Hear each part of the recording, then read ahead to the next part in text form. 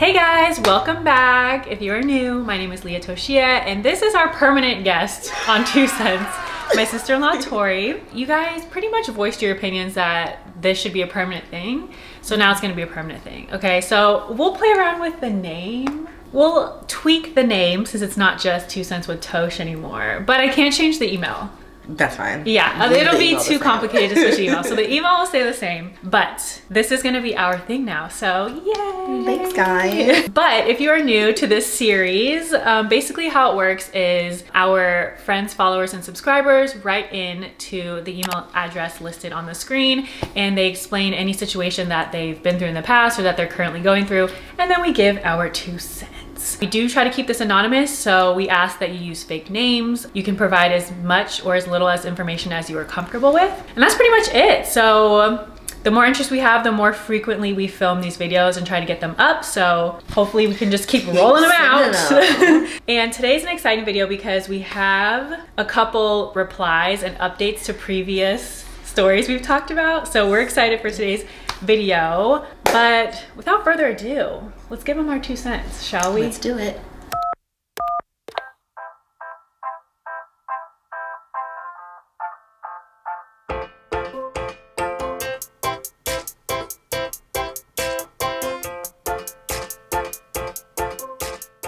Do you want to start reading some of them?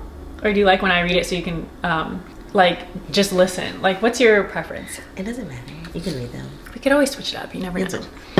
Okay, so we're gonna start off with the new entries, and then at the end we'll do some updates. I was gonna say too, you don't really swear on camera, but I do a lot. And did you know that they're gonna start demonetizing? Yeah, so I'm gonna have to blink them all out. I'll just try not to say them, but when I tell you, like, it's just naturally how I speak. I wonder why they're doing it. I don't know. I feel like curse words, yeah, they're bad, whatever. They emphasize. Like, they're just bad because we're told that they're bad. It's just linguistics. Like, it's just language. That's what I'm saying. So it's like that kind of is I feel like strange. they're kind of like taking away from like people's expression. Yeah, like, because like you can even, isn't Netflix that you can, like, the movies and stuff can swear, like with the F word and everything? Yeah. So like Netflix words. Why would YouTube? I don't know. But we're gonna like try to keep it. Well, okay, let's keep it. Keep it cute. PG-13. Yeah. Okay. So our first story. Let's get into it. It says, "Hi Leah." Oh well, now you guys can say, "Hey girls," or like, "Hi, ladies." Leah and Tori, ladies. Hi Leah, Merry Christmas. Okay, so this one's a little bit older. I hope you had a wonderful holiday. I love your content and feel like I found you at the perfect time. Keep it up, girl. Thank you. We love support and encouragement here. Okay, it says, anyway, here's what's going on. Recently, after a really toxic... I already can't talk. This is the first sentence. Recently, after a really toxic 6-year on and off relationship, I started dating this really sweet guy. I can tell he's genuinely interested, respects me immensely, and is great to spend time with. As our relationship progresses, we discuss spending nights and weekends together and potentially meeting each other's family. Here's where it starts to get sticky. Oh. That was quick. That wasn't like this much. I know. And then it's like, this one. He's white and I'm black. While that doesn't really matter in the grand scheme of things, correct, you know, 2023, love's love. This is the first time I've ever seriously dated someone who was not a person of color, and my family has been pretty hard on some of the other relatives with white significant others. My immediate family, especially my mom and aunt, have made my dating life hell at times, to the point that I tend to keep my relationships from them as long as possible. I'm a 27-year-old woman, but I live at home and really care about keeping my peace in my family. I have no idea what to say to them about spending the night with someone, let alone potentially introducing them to the whitest, all caps, whitest of white men. Oh. That's cute though. You know, opposites attract. To complicate matters further, I know that I have a little trauma from my previous relationship and have become a pretty avoidant lover.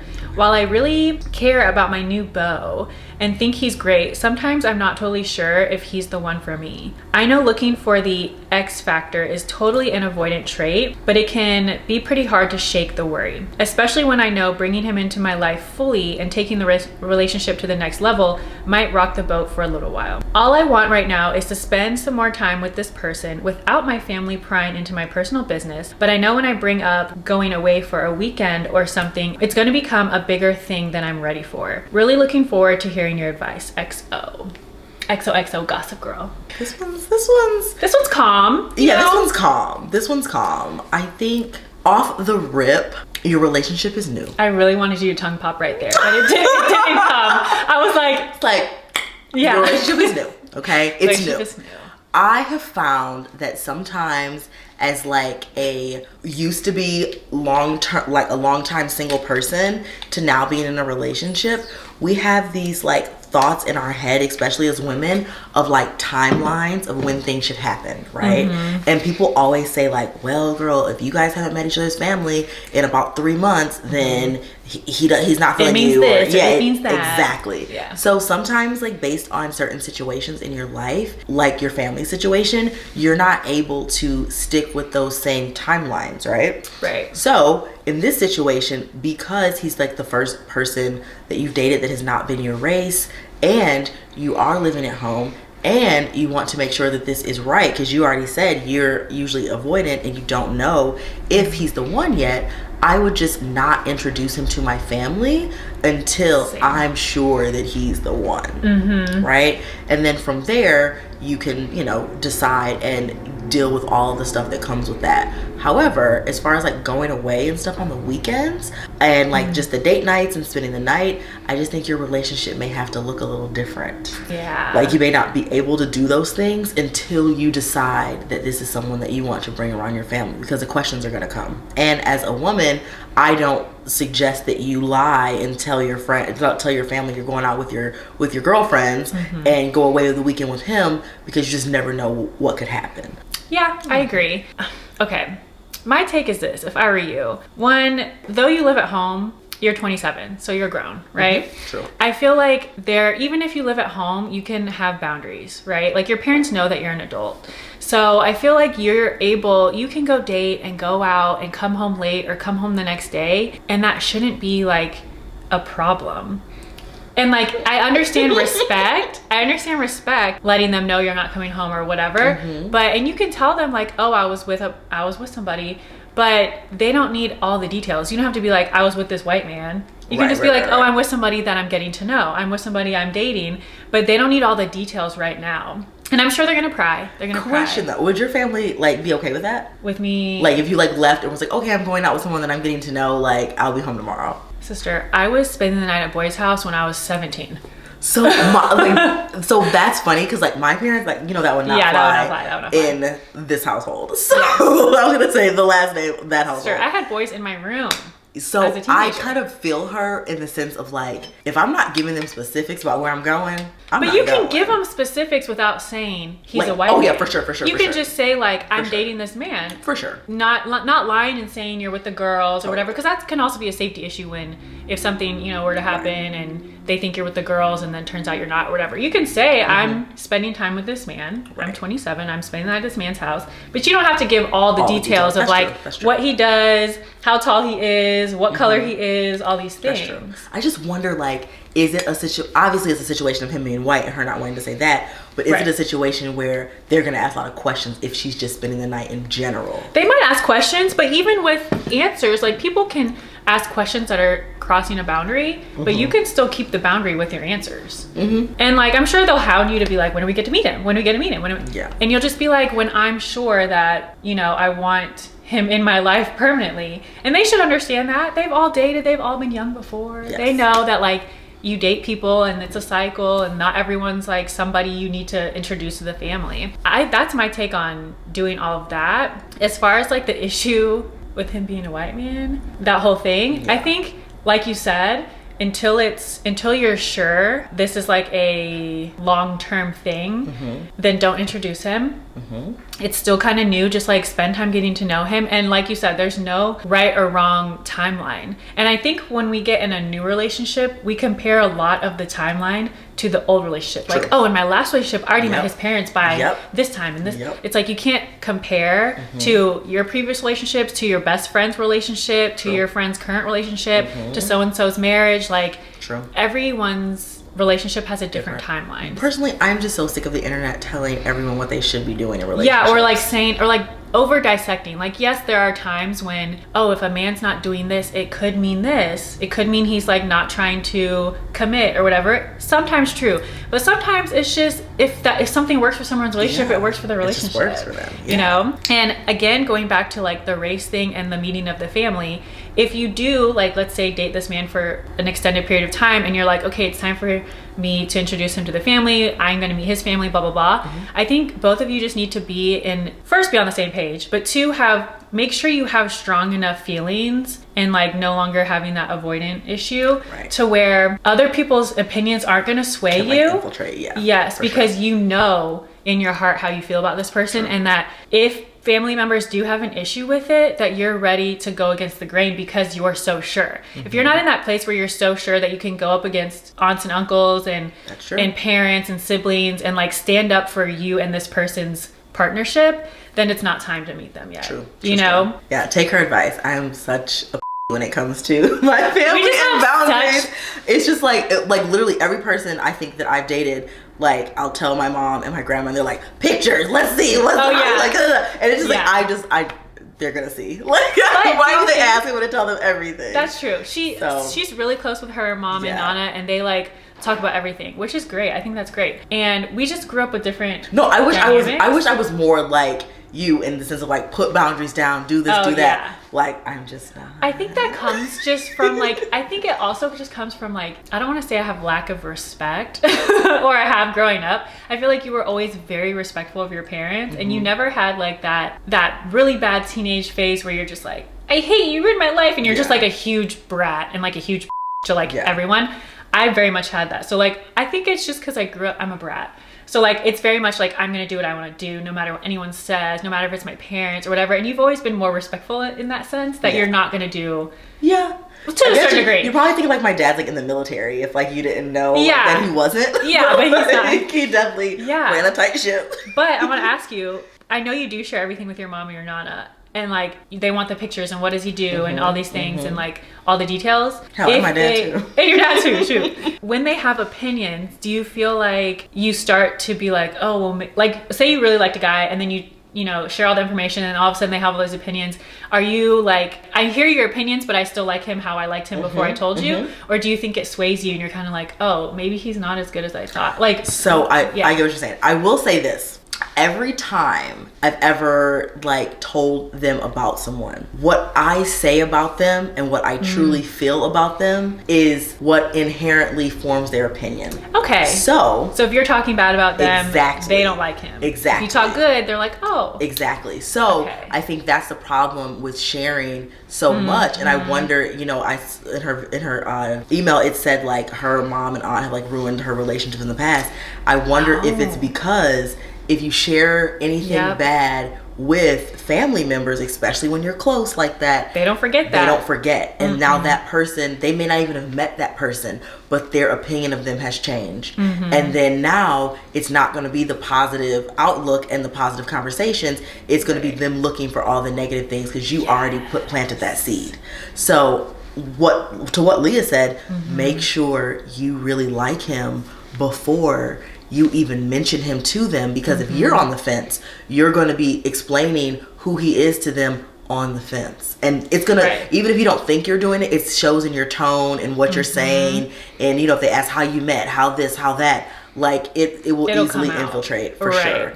I think both of us just feel like, all in all, like, take it slow with this person. It sounds like he has great qualities and you guys get along and everything. Just try to keep that going as long as possible until you start, like, you know, throwing in the curveballs and all the things. And like I said, just be sure that you're ready to, like, stand by this person when times get rough. Because, like, meeting family members and all that and meeting other friends, like, that can be some of those when times get rough type of things. And you have to be both, like, a united front.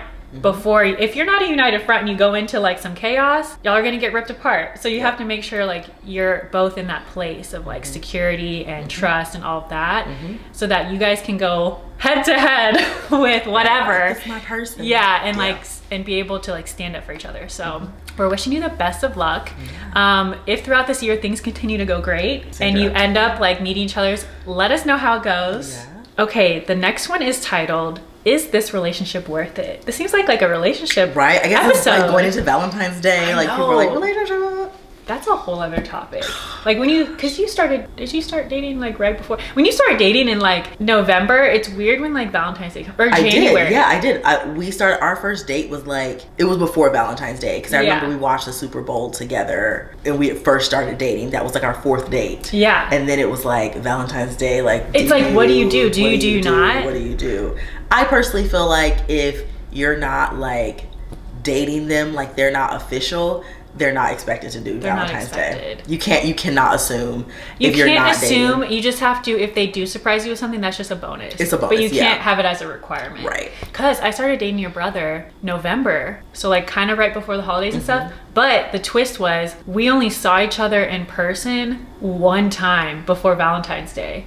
Oh. The second time I saw him in person was Valentine's Day. And like he did do gifts. Oh, and that's when you went to... That's when I went to Florida. When you went to Florida. And it's like... He called me. He was like, what do I give? Did he? Yeah. Oh, that's cute. He was cute. like, she likes this stuff. Oh, he did good. And I think he ended up getting you like Nike shorts. I felt so bad. Listen, he got me Nike shoes, like cheetah print black Nike shoes. He got me like 2 pairs of Nike spandex, which mind you are like $40 each or some stupid shit. And some like a whole bunch of stuff. I DIY'd. So you put like macaroni on a card? I DIY'd him like this little workout like blender bottle like bouquet thing. So I spent probably like 1/10 of what he spent on me. And then he called me. I'm like, are you sure you want to get all that? He's like, she works out. I'm like, oh, okay, get it. Yeah. That's a weird. I'm like, girls just like flowers and candy, right? And he was like, no, she like works out. And I'm like, oh, okay, well, she's gonna love this Nike stuff. Funny. I felt so bad. I was like, I ain't. That's funny. But you didn't know. But again, you don't assume. That is why you don't assume. Because if you would have came there with like some of the girls on Instagram with the Jordans and the money roll and the belt and the Gucci belt, and then you get there and he's like, and he's got flowers. Oh, I didn't know he was doing anything. Because at this time, when you start dating someone in January and it's only been a few weeks before Valentine's Day, you could both still have like a roster. Definitely. So it's like, who are you spending Valentine's Day? It gets messy. But I will say if they're a real one, they'll at least acknowledge it. They'll at least acknowledge it. Okay, so like I said, this one's titled, Is This Relationship Worth It? Okay. Hi, sis. First off, I just wanted to say that you're such an inspiration. I love how you're so transparent in your career journey. Thank you. I need y'all to hype up Tori in the intros too. They don't know anything about she's just like sitting here like. It's so funny though. Like even in my life, like people know me. I'm like there, but they don't know me. Like my students will always be like, they're like, what are you about? We don't know you. Do you have kids? Like do you have a husband? And I'd be like, no, I'm living young, wild, and free. But it's so funny. Like people like they know me, but they don't know me. Yes, so. I feel like this is the most like. People are getting to know you on the interwebs, you know? Thank you for all the kind words in the beginning. I'm not going to read them all. That's very sweet of you. I just don't want to like shower myself with that whole first paragraph was like, I love you. Yes, super sweet. I thank you and I appreciate it. Okay, here's my dilemma. My boyfriend, 35 years old, and I, 30 years old, will be celebrating our 8-year anniversary in February of 2023. Although I'm excited to be sharing yet another year with him, I'm also at a point in my life where I'm evaluating the longevity of this relationship. Here's what I mean. As an individual, he's a great person, but there's just some things I need from him that I'm not sure he's going to give me. Below, I love this. Below, I've provided a pros and cons list for your better understanding. I love a type A bitch, because same. Pros. We have great communication about everything. That's great. He's physically, emotionally, and mentally available. He's a hard worker, and in 8 years, he's never done anything to disrespect our relationship, cheat, flirt, etc. All around solid. Cons. He's not responsible financially. However, he does pay his portion of the bills, but keeps procrastinating paying off debt to better his credit. He's selfish. He's an Aquarius. Every time I ask him to help me fix something in the house or my car, he takes his time or makes every excuse why he doesn't want to do it, and I always end up having to fix it or force him to do it. Another con, he's not career driven. He's content with working a 9-to-5 for the rest of his life and do nothing else. Some people are just different types of people. Yes. Another con, he has no interest in having a relationship with my family, although I have a good relationship with his. He's been around them on numerous occasions, but they're not close. It's usually a high and by encounter. He's lazy lazy/procrastinates when it comes to his health. He's not obese or overweight, but he's been diagnosed with being borderline diabetic. Okay, so those were the cons. So like I've mentioned, one of the pros is that we have great communication, so clearly we talk about all the cons that she mentioned, which is great, but it seems he doesn't want to put in the effort to change those things, even though they're important to me. I know it seems crazy because we're going on 8 years and nothing has changed, but I know in my heart that he's my person/purpose partner, and he's constantly telling me I'm his, so I'm conflicted. He's all talk but no action though. He says he loves me and doesn't want to be with anyone else. It's funny because one day, like a couple months ago, randomly, I texted him while I was at work and asked him, I stole this from Steve Harvey, by the way, LOL, can I ask you a question, just hypothetically? How would you feel if you never saw me again? Steve Harvey getting people in trouble. Right? I can't remember verbatim exactly what he said, but it was along the lines of, I would feel heartbroken and wouldn't know how to live the rest of my life without you in it. Even though I truly believe he genuinely feels that way, and I also feel that way, I'm not sure if it's enough for me. We talk about marriage and kids. We've never been married and we both don't have any children, and he's open to all of that. But again, it's going on 8 years and neither things have happened. I'm not sure what it is with him, but I don't want to spend another 8 years or even the next year waiting around for things I'm sure is not going to change. He's Hispanic and I'm African American, so I'm not sure if it's a cultural thing, but it's hard trying to figure out why he can't fix the cons and why he's so scared of commitment. Is this relationship worth fighting for? What should I do? This is tough. Okay, so here's my take. You go first. One, I think it's hard enough just to find those pros that you found in some people these days, men and women. But like communication, some people just naturally suck. Being available, mentally, emotional, physical, hardworking, and he's never disrespected your relationship. The fact that those 4 things are so rare today is disgusting, but it's rare. The cons, I feel like, are unfortunately very common. Maybe we don't have the whole picture on the career part, because you're saying he's not career driven, he's content with the 9 to 5. Some people are content with the 9 to 5. Yes, and like, I don't think that should be wrong. Not career driven, but maybe you mean like in his 9 to 5, he doesn't want to like grow in the company or like get a promotion. He doesn't really care. That's a little bit different, but working a 9 to 5 and being okay with that life and not trying to be an entrepreneur doesn't mean you're not career driven, technically. The no interest in having a relationship with the family, that's an interesting one. And then he like procrastinates when it comes to his health and stuff. I think none of those things are such big red flags that it's like, you know, relationship breaking. What makes it somewhat of a red flag is that you've been together for 8 years and those cons that you mentioned have not improved at all. That's the red flag. And you guys say, because my first advice would be like, you guys need to discuss all these things, but it sounds like you do discuss all of these things. So at this point, what do you do when you do talk about all these things and you voice like what issues you have, but he won't change the issues? My psychotic brain goes straight to the ultimatum. It goes straight to, you gotta start fixing these things, or... I like to take a gentler approach. Yes, I know. But it's still an ultimatum in the end, right? Okay. But I like to use an ultimatum, but use it with goals in mind. So let's just say this. You said something about financial irresponsibility and commitment, like the commitment to family, marriage, whatever. Yeah. I think a really nice goal is to get a house, right? Save for a house and get a home. Now, you can give yourself 6 months, a year, whatever, but you will be able to see if A, he's going to save for this home, do what he needs to do, maybe improve his working, you know, conditions or status or whatever to make more money to save for the home. And you'll also see where his commitment level lies to you, because if you're going to buy a home, 9 times out of 10 you're going to get married and blah blah blah blah. You can bring up those conversations, right? So if you go on this goal journey and you guys have communicated this, you've set down what the goals are, how much you need to save every month, you know, what account you're putting it in, blah blah blah, and after 3 months none of that is happening, there's your answer right there. You're gonna know that he's not on any of the same page as you. And then that's when you can actually revisit this ultimatum and be like, you know what, this is not working for me, because where we may have communication, maybe hard work, and I might love you, you're not on the same plane or page as me as far as like what we want our lives to look like in the next 5, 10, 12, 15, whatever years. So I think you just have to look at within yourself and figure out what you really want. Seems like it's marriage and kids.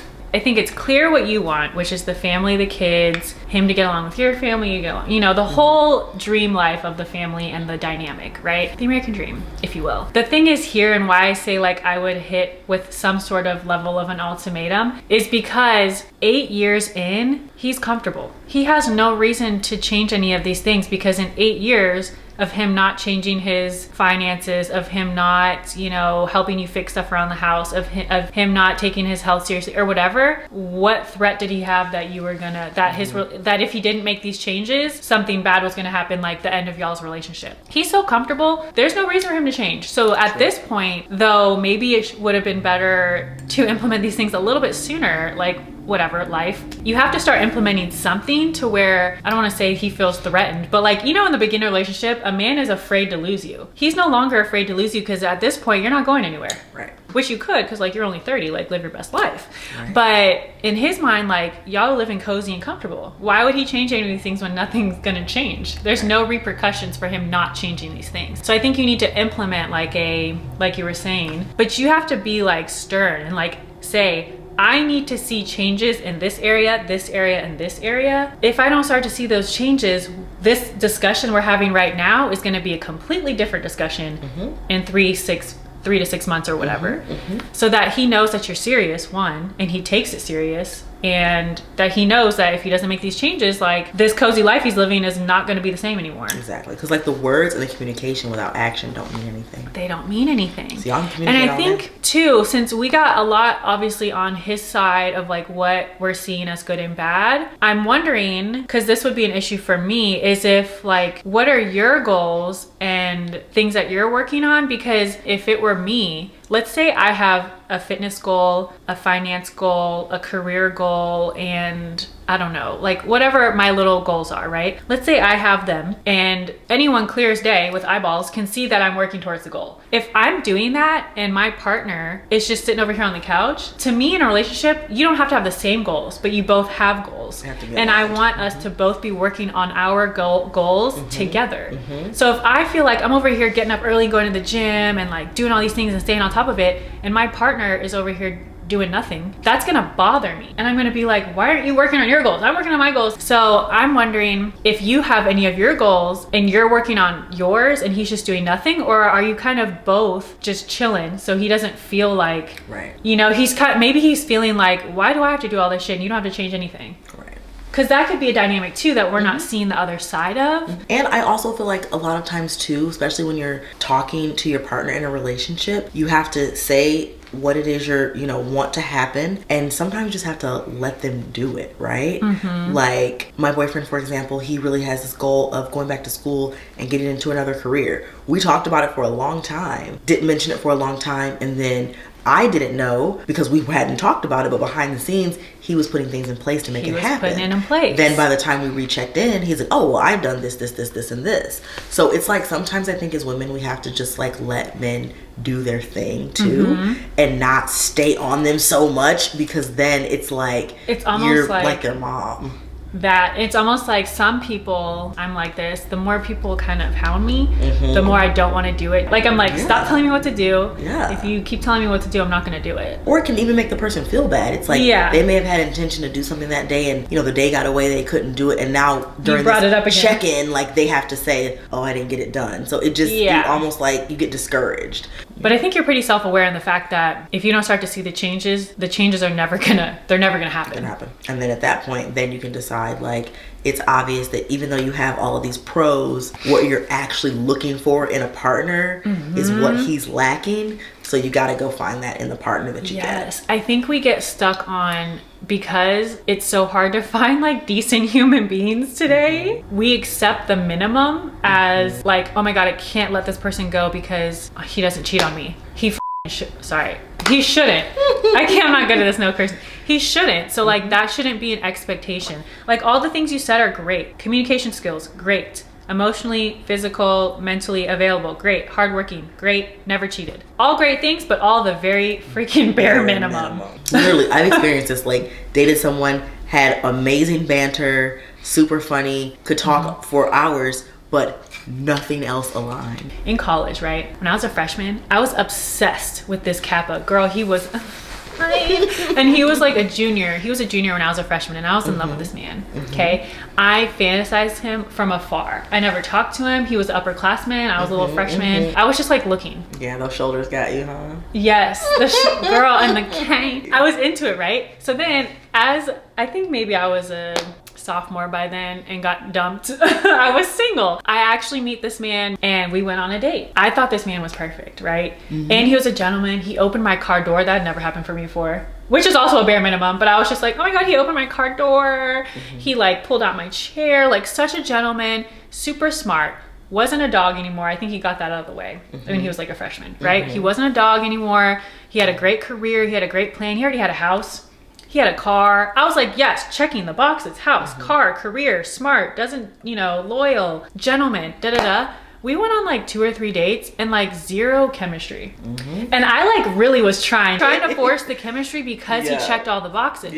But like if it's not there, it's not there. Same with the flip side where great communication, great banter, but then none of the other boxes are checked. It's like both, you can't just like, that's the bare one without the other. Yeah. You gotta have both. You gotta have both. So if he's checking off these few boxes, but then the list of cons, because no, you know, it just looks like the pros where there was like 4 pros and there was lots of cons, that you kind of have to weigh that out and see if he's actually going to give you what you want in the long run. Yeah. So in conclusion, set a goal, see if he hits it. You can find that out in 3 months. You won't even have to waste another year of your life. What you desire is out there and you can get it. And he can provide it, but that's up to him. If he's not going to, he's not going to. So hopefully he does. I hope, because it sounds like you would prefer to stay with this man and spend the rest of your life with him. So I hope that he's able to give you what you want and you don't settle just because you're, you know, afraid to let go of this person that you've invested so much time in. Let us know. I hope it gets better.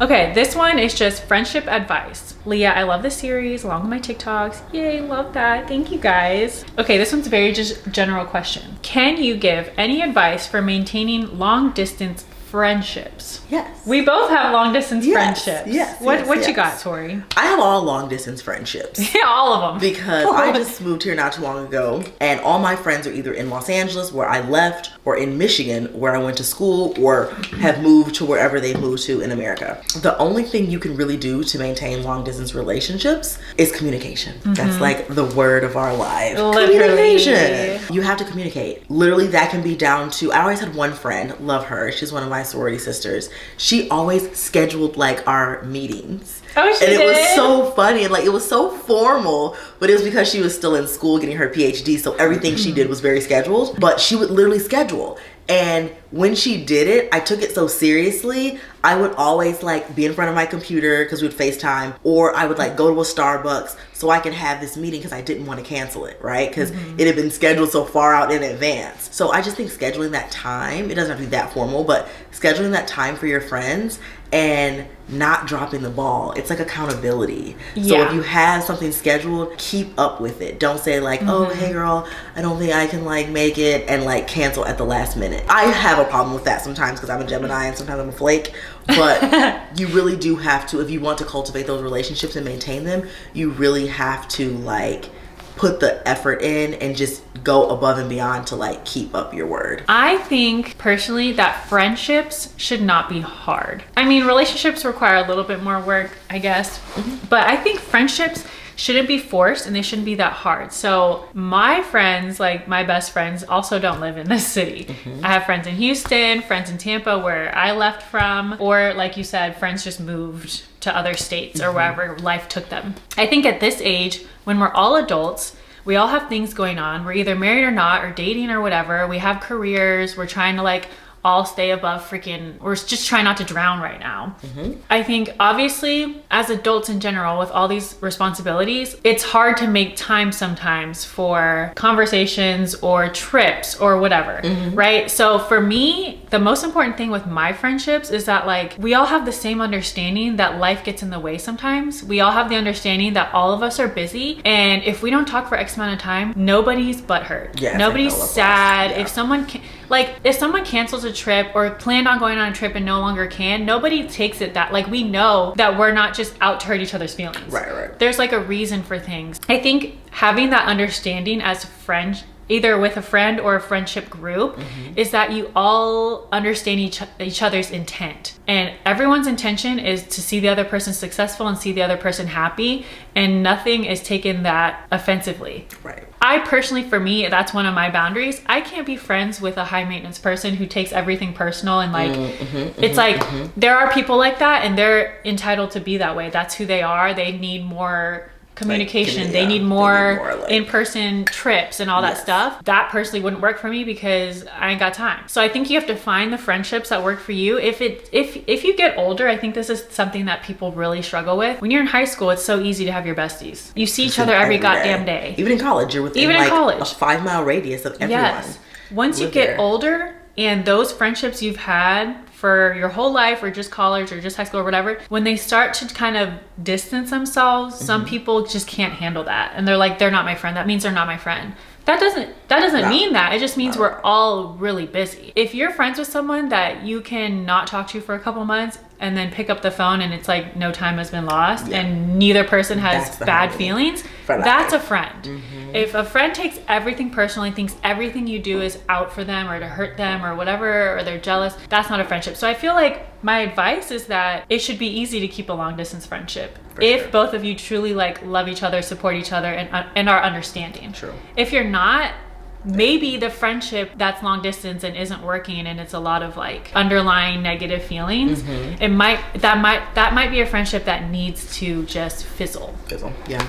And they can be an acquaintance. That doesn't mean they have to be your enemy. They can just no longer be your bestie. They're just a friend. Right. I will say though, social media and like sending like memes. DMs and memes and sending TikToks keeps my group chats alive. Like, and literally every single day, if you really think about it, we're communicating, even if it's not like a phone call, but like we're sending each other stuff and funny stuff and quick little messages. And some days it's more, some days it's less. But like I can go through and I'm like, I did talk to her today. I did talk to her today because we sent something that was like funny or whatever. And I think some people have the view that like, that just because you're sending memes doesn't mean you're a good friend. Like No, that's a great friend. But to me, it's that like means you understand each other. That means you understand each other. But also, it's like if I see something funny and my first thought is I want my friend to laugh today. That's love. That is a gift. And that's a love language. I'm like a quality time. That's my love language, quality time. Yeah. So for me, like talking on the phone, seeing each other in person, FaceTimes are like so important.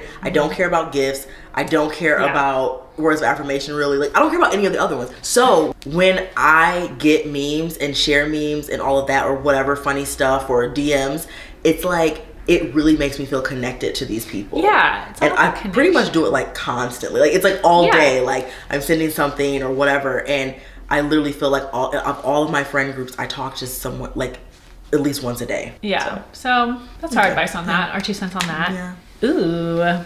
Another relationship you wanted. I guess it's relationship day.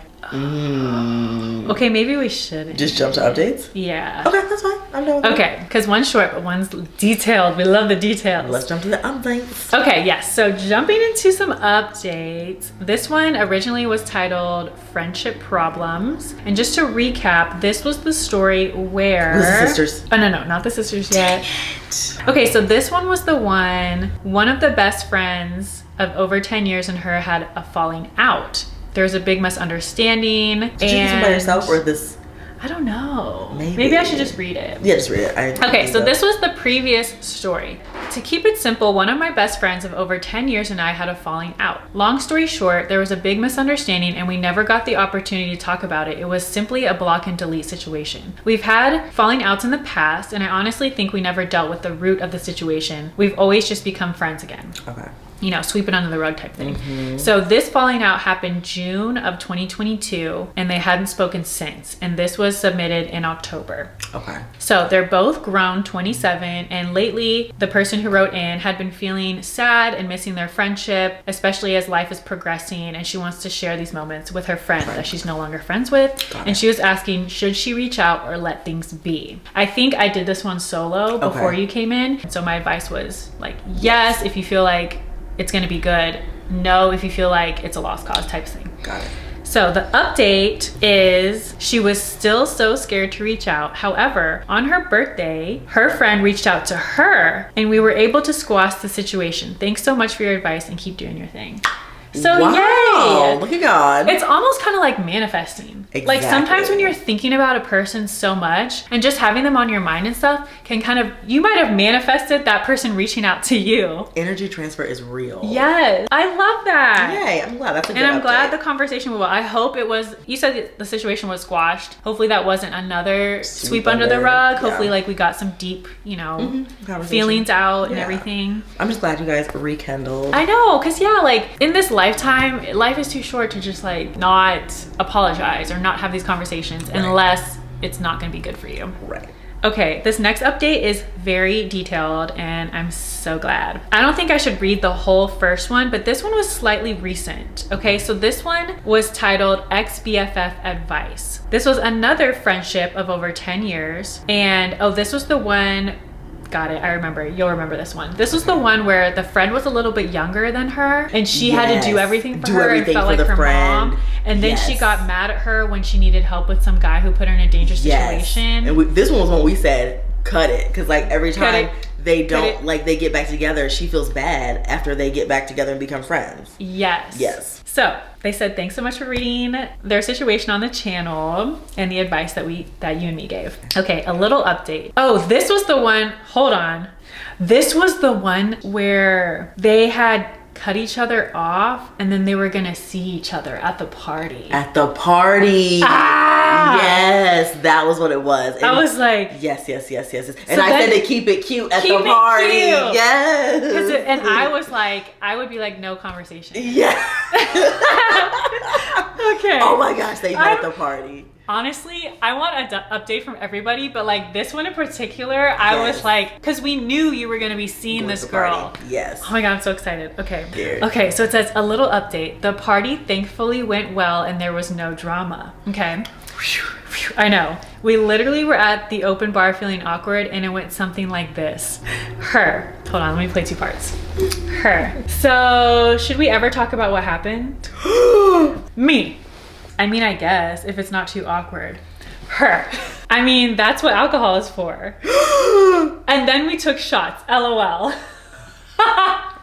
Okay, so your first advice was pretty spot on. Our friendship was something that was worth talking about and trying to fix things. I also agree with Tori's advice of just cutting ties, but I've been in situations where that definitely applied better. Okay. So I get it, yes. At the party, we kept it calm and normal and everything went fine.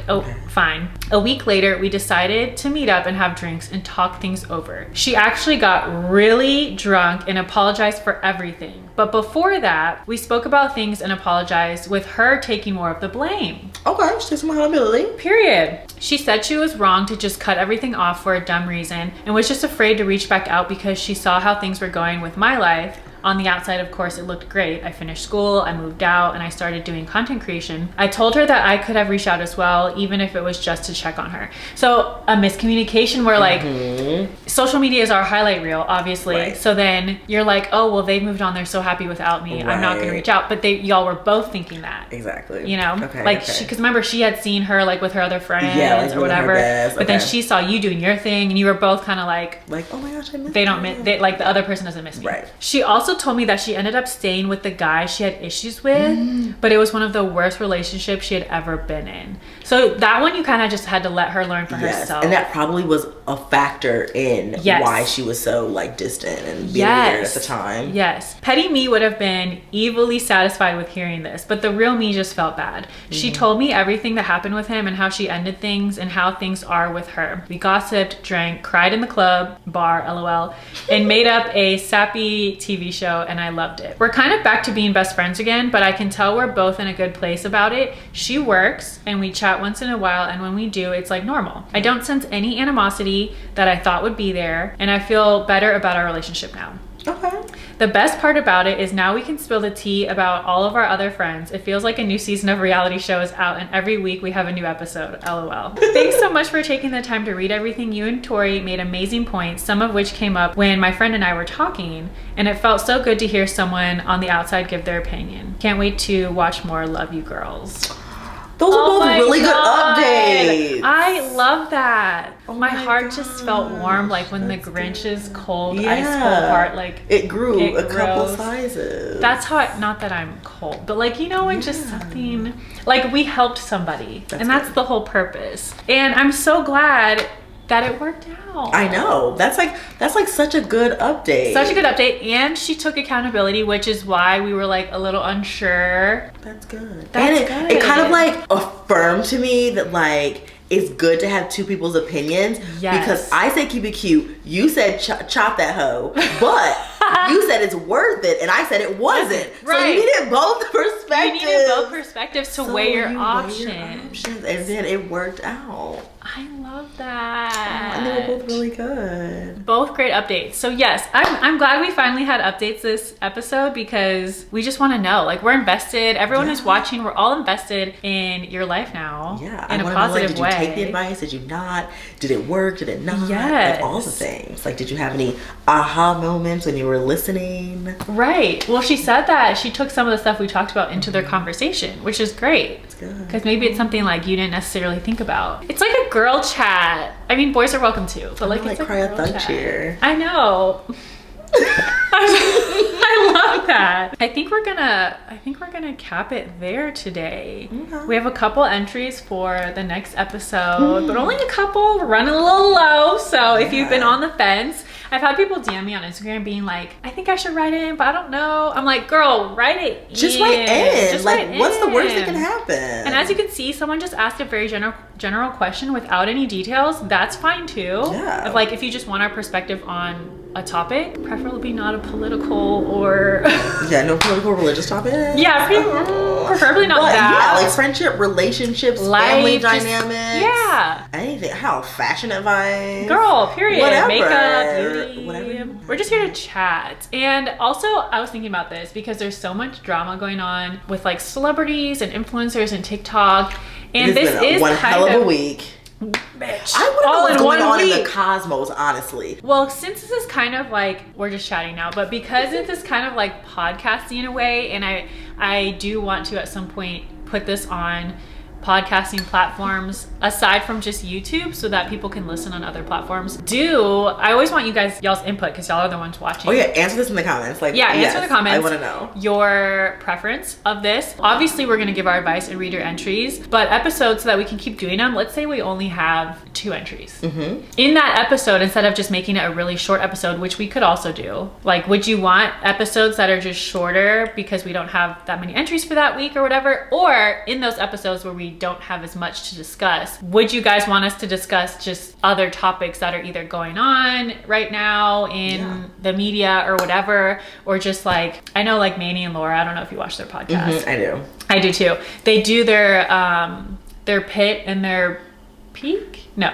They call it something else. Yeah, it's like the high and the low. Yeah, that the they high had. and their Yeah. lows of that week or whatever, and just talking about like things we're dealing with or going through or like that came up. So we can do that too and just like have girl chat. It would be so Very cool podcasty. to think of. Okay, so like I was like, you know, like you were talking, I was like, oh, aha moment. Yeah. I was thinking like, okay, like for example, like the controversy going on right now with TikTok and Mascara Gate. Yes. If we had like a celebrity or influencer, and then we talked about like what should they do, right? Ooh, because it's like advice. It's like advice, but like Okay. what should they do? Can we go ahead and do this Mascara Gate? I one? mean, I want to talk about it. So me and Toy were actually talking about it before we started recording this. Yeah, I was 'cause thinking like we should just freaking recorded this part because it was like, funny conversation.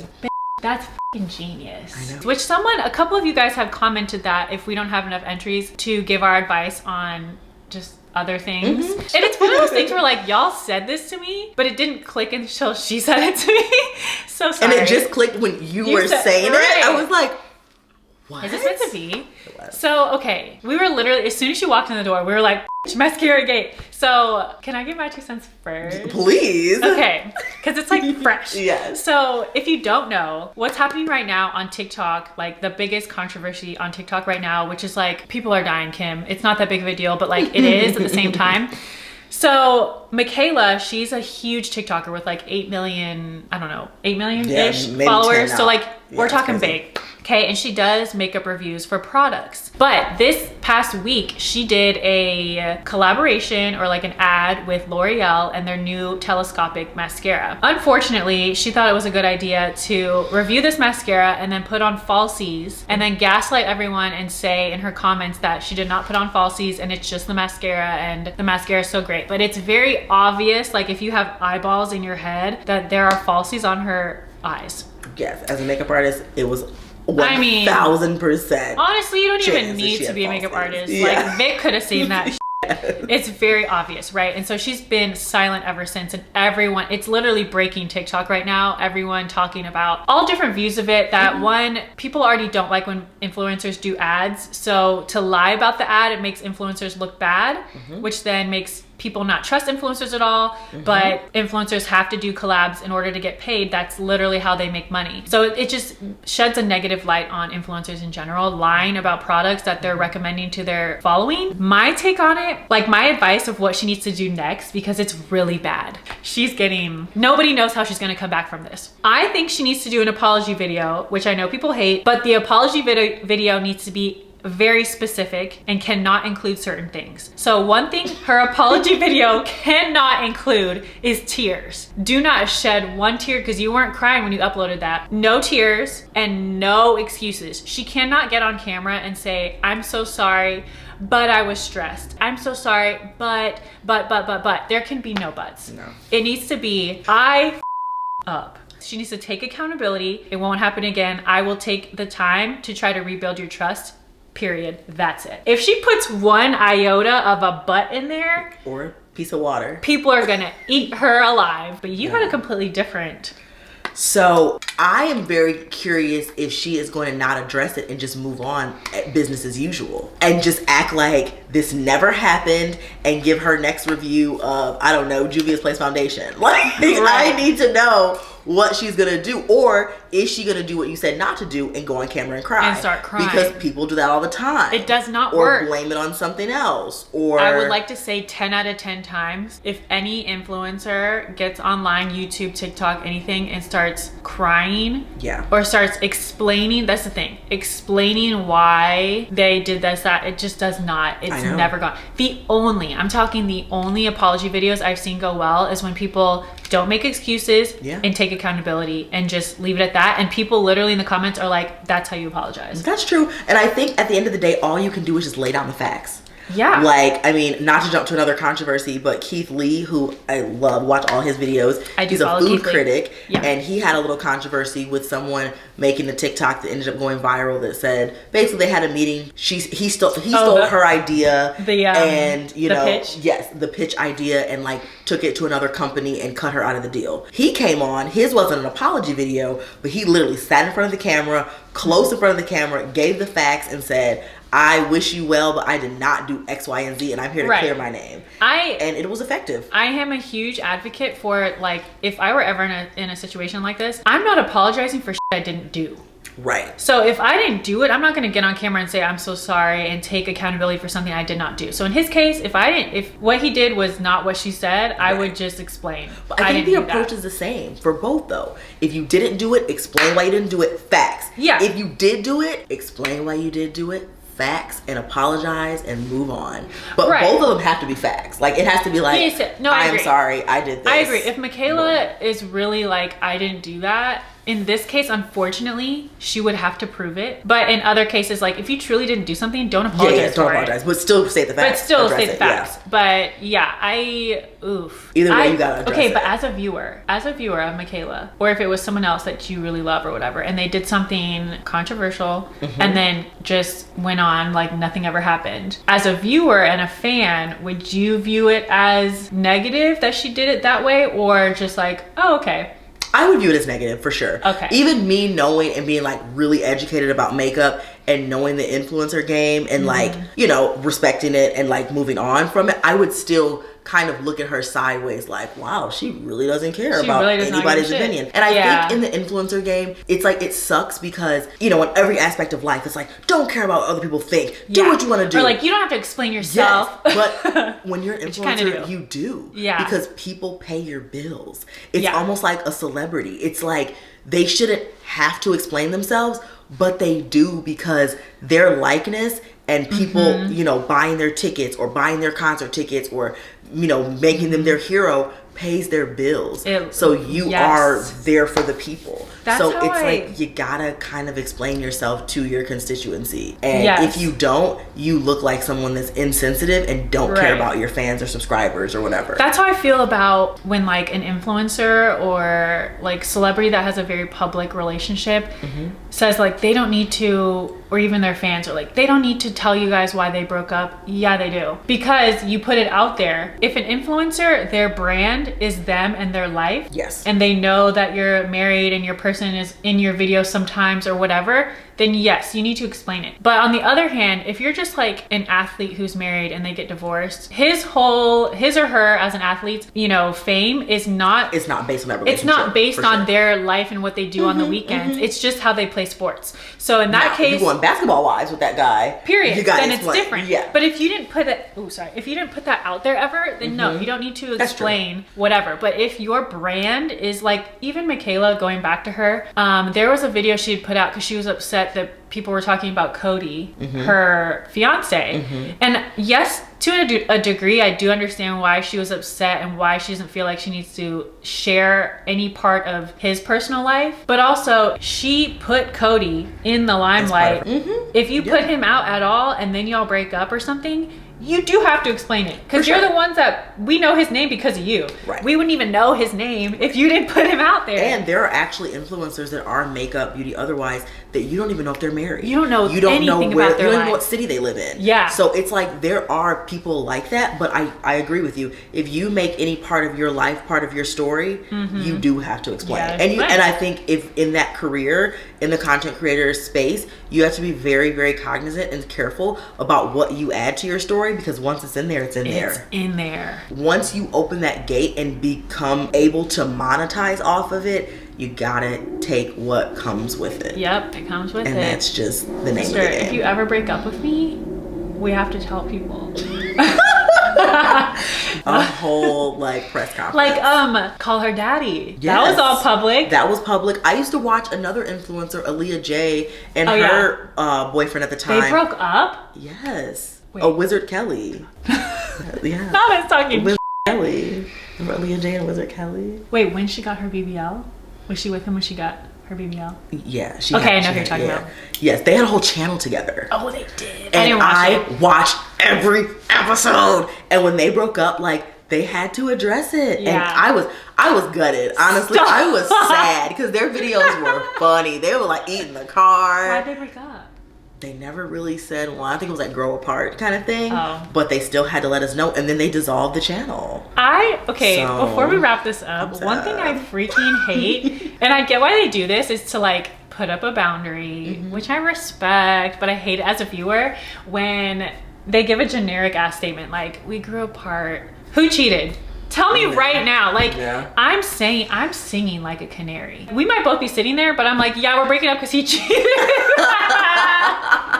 Yeah, the root of it is always irreconcilable differences. Yes. I hate that. Or like celebrities always cite irreconcilable differences. It's just like, give us the tea. It must be some legal Someone's reason. Gonna dig it up anyway. Like, just tell us. Oh yeah, the receipts will be found.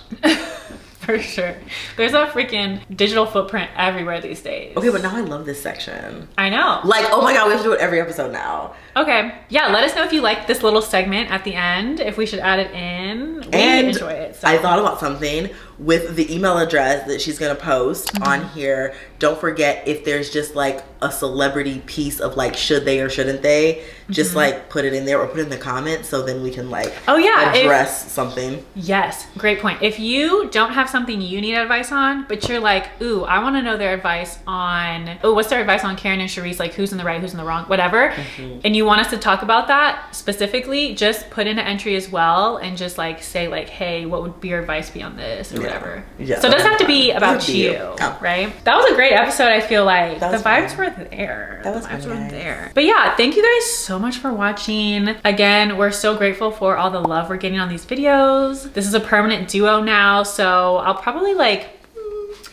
change the little intro because I gotta put you on the pic and stuff, and like, you know, little changes will be made. That's cute. Yeah. And thanks for like your feedback. It's Yes. cool. Like I was not tied to any outcome as far as like if people were like, oh no, I like you by yourself better or whatever. I was down for whatever. So thank you for keeping me on. We'll work on the podcast stuff. It's a learning curve, so we'll get there. But thank you guys for all of your love and support. We appreciate it. Thanks for watching, and we will see you in the next episode.